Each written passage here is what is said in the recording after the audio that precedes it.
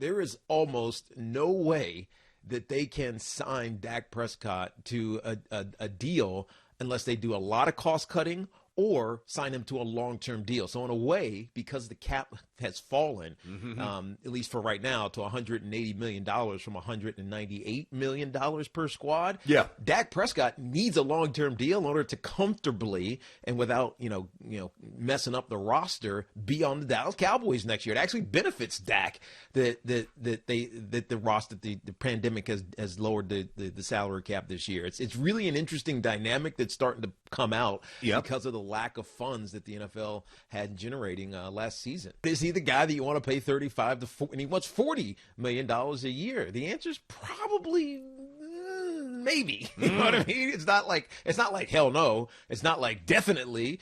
It's kind of like maybe. Let's kind of wait and see approach, especially coming off a broken ankle that he suffered in the 5th game of the season last year. And so it's dicey, and they don't have the cap money to just mess around with it. And so what it's forcing is people to start looking at, all right, what are the alternatives? And one of those alternatives, because of Russell Wilson saying, I want to play for 4 teams, or the Raiders, the Bears, the Saints, or the Cowboys. Should the Cowboys sign Dak to this franchise deal and then trade that franchise deal to the Seahawks for Russell Wilson? I'll tell you one thing, BT. Yes. If you're Russell Wilson, this is exactly what you want. Yes. Russell Wilson wants to be not in the Pacific Northwest. He wants to be on a marquee team, an iconic NFL franchise where he can take it and groom it and pull it out of, whatever like molasses, standstill the Cowboys have been in for the last couple of years and rise them to a contender. And if he does that, then Russell Wilson, all of a sudden, that legacy that we've been talking about, he wants to control, it feels really in his grasp all of a sudden. It makes sense. Right? It really does. Yeah. I mean, I'm not saying it's not interesting. I'm not even saying that it's not feasible. But just say theoretically, if they are thinking of this and you're the Cowboys, would you do this? If I'm Dallas? If you're Dallas, in a would heartbeat. you do this? Would I rather have Russell Wilson or Dak Prescott? Yeah. Russell Wilson. Despite every single second of every single day. Not even close. I think you're right. Now, you end up now having this massive contract. I think the better question, though, the better question is, would Seattle be enamored enough with that? I'm assuming it's a 1-for-1 swap. Maybe Dallas throws in a second-round, I don't know, maybe a little something there. Yeah, if I'm Seattle, am I fully satisfied if I'm getting if I'm shipping Russ out and I'm bringing Dak in? Yeah, that was my next question. Not fully enthralled with that. I mean, I'm not saying I wouldn't investigate it. But if it's 1-for-1, I'm not walking around. I'm not moonwalking. I'm not floating.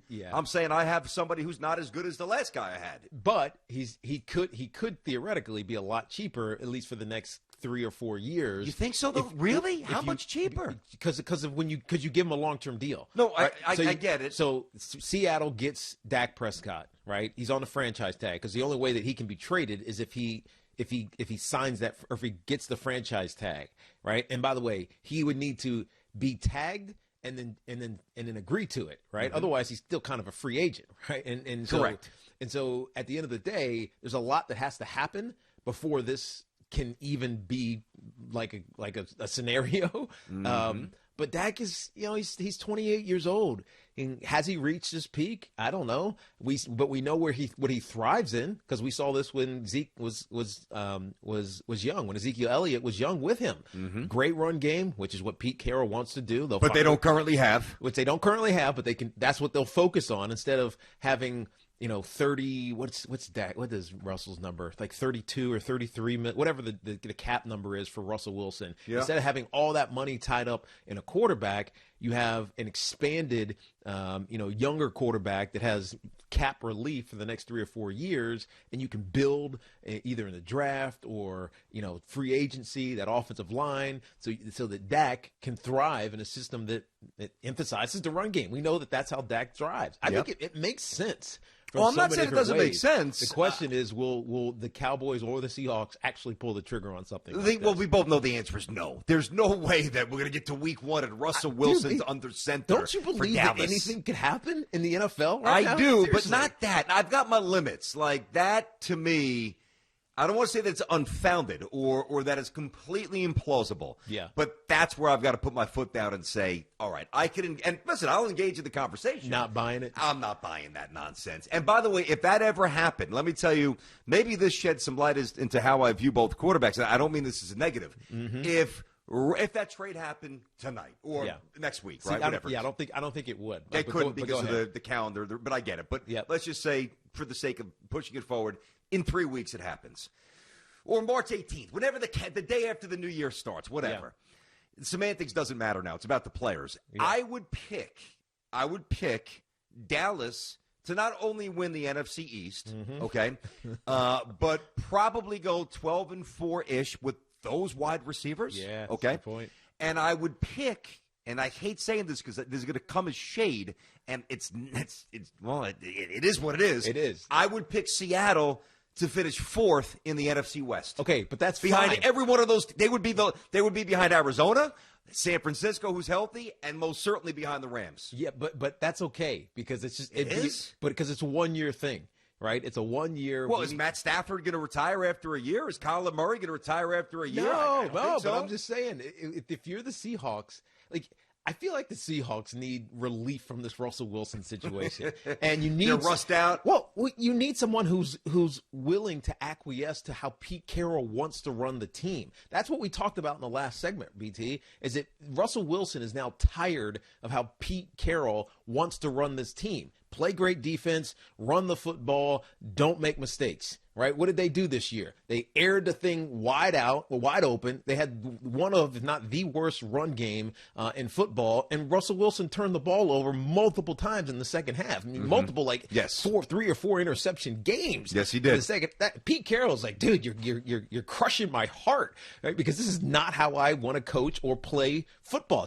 This is not my MO as a coach. And so if they're looking for relief from this Russell Wilson situation, Dak Prescott, who plays exactly like Pete Carroll wants to play, makes sense. Now, the contract is the issue, right? And Sam just dropped this in Slack, and he's right, but he's also wrong. Because if Dak Prescott signs his franchise or he gets tagged, which will likely, it's got to happen by 17th, right? No, I'm sorry, by the 9th. By the 9th. Yeah. By the 9th. They have to tag him the next 2 weeks or so, week and a half, by March 9th. And if they do that, and he's under this $36.7 or whatever it is $1 million deal, he doesn't have to sign it until camp, right? Now, if they trade, like you said, tomorrow or whenever the league year starts, 17th it does. That's a big number, even trade for Seattle to take on their cap. It's $39 million pre-June 1.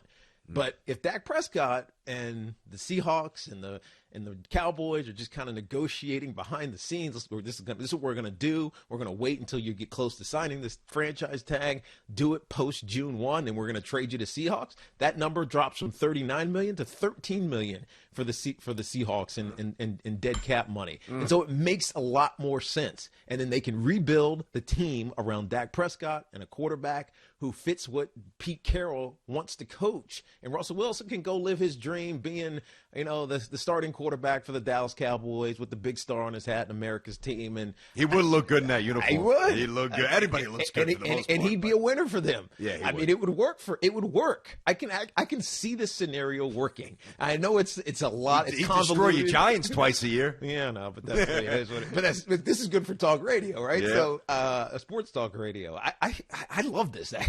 It's interesting. It is really compelling. It is interesting. And listen, where there's a will, there's a way. So that's why I said I'm not gonna.